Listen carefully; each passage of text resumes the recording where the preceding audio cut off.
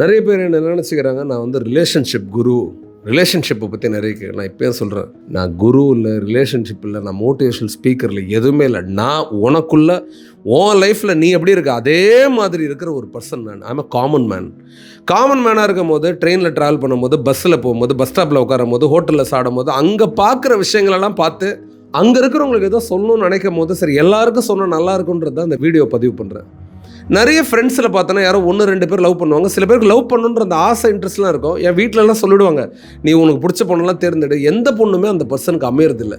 நிறைய பேர் வந்து நான் இன்ட்ரோவர்ட்டாக இருக்கேன், சைலண்ட்டாக இருக்கேன், அதனால் எனக்கு எந்த பொண்ணும் அமையறதில்லைன்னு சில பேர் நினச்சிக்கிறீங்க. இன்னும் சில பேர் என்ன சொல்கிறாங்க, நான் ரொம்ப அழகாக இல்லை அதனால் எனக்கு பொண்ணு அமையலைன்றாங்க. இன்னும் சில பசங்க வந்து என்கிட்ட பணம் நிறைய இல்லை, பாக்கெட் மணி வரணும். சரி, இது எல்லாமே மித்து. இந்த பாக்கெட் மணிக்காக வரும் பொண்ணு. நான் என்ன கேட்குறேன், பொண்ணுங்க நான் அவ்வளோ சீப்பா? See, not every girls go with அந்த பாடி கட்டு மஸ்தானாக இருக்கணும் அப்படிலாம் நினைக்கிறது இல்லை. ஃபிட்டாக இருந்தால் நல்லா இருக்கணும்னு யோசிப்பாங்க, பட் நாட் எவ்ரிபடி. அதுலேயே வந்து பார்த்தீங்கன்னா அது ஃபஸ்ட்டு கன்ஸ்ட்ரெயின்ட்டாலாம் இருக்குது, அது ஃபிட்டாக இருக்கணும்.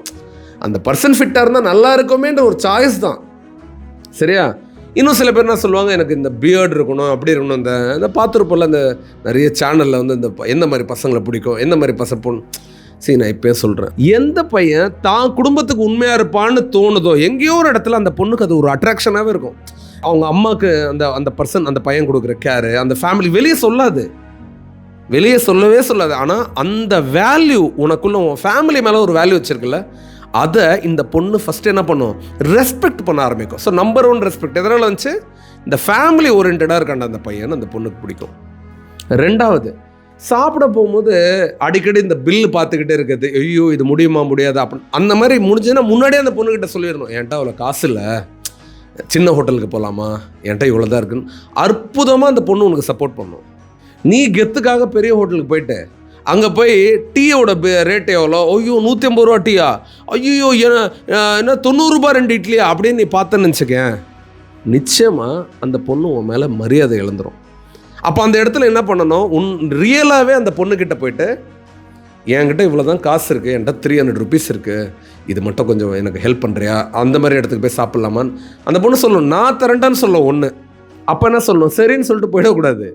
நான் தரேன்னு சொல்லும் போது அதெல்லாம் ஒன்றும் வேணாம், இது ஏன் ட்ரீட்டு, எனக்காக இது மட்டும் எனக்கு சப்போர்ட் பண்ணுன்னு சொல்லிட்டு ஜென்யூனாக அந்த இடத்துல நடந்துக்கணும். அப்போ ஃபஸ்ட்டு ரெஸ்பெக்ட் எங்கே வந்துச்சு, ஃபேமிலியாக இருக்கும்போது ரெஸ்பெக்ட் இருக்குது. அடுத்தது ஜென்யூனாக இருக்கிற ஸ்டேட்டஸை, இப்போது பாக்கெட்டில் 2000 3000 வச்சுக்கிட்டு நீ போய் 300 ரூபா சொன்னால் அதுவும் ஒரு நாள் அந்த பொண்ணு தெரிஞ்சுக்கும், அதுவும் கேவலம். அப்போது அந்த பொண்ணை நீ உண்மையாகவே நேசிக்கிறேன்னா நீ என்ன சொல்லுவ, அதுகிட்ட போய் ஜென்யூனாக இருப்ப. ஏன்னா இந்த பொண்ணு லைஃப்பில் உன் கூட வரப்போகுது செல்லம். அப்போ அந்த இடத்துல இப்போ நீ உண்மையாக இருந்தனா நாளைக்கு உண்மையாக இருப்பேன்னு அந்த பொண்ணு நினைக்கும். பசங்களை விட பொண்ணுங்க நிறைய ரிலேஷன்ஷிப் விஷயத்தில் பயங்கர கம்ஃபர்டபுளாக மாற்றுவாங்க பாயை.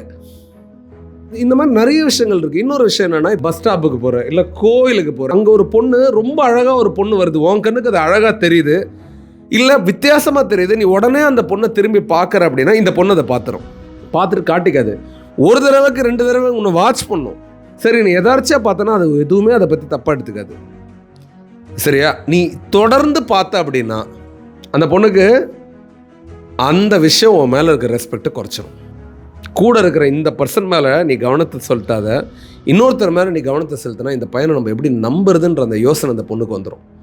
If that girl wants to get more closer to you or get into relationship with you, first நான் என்ன சொன்னேன், அந்த பர்சன் நீ ஃபேமிலி ஓரியன்டட் இருக்கணும். 2வது வந்து நீ சாப்பிடும் போது இது பண்ணும்போது உன் சக்திக்கு ஏற்ற மாதிரி அந்த பொண்ணுக்கிட்ட செலவு வச்சுக்கணும், அந்த பொண்ணோட பணத்தை எதிர்பார்க்கக்கூடாது.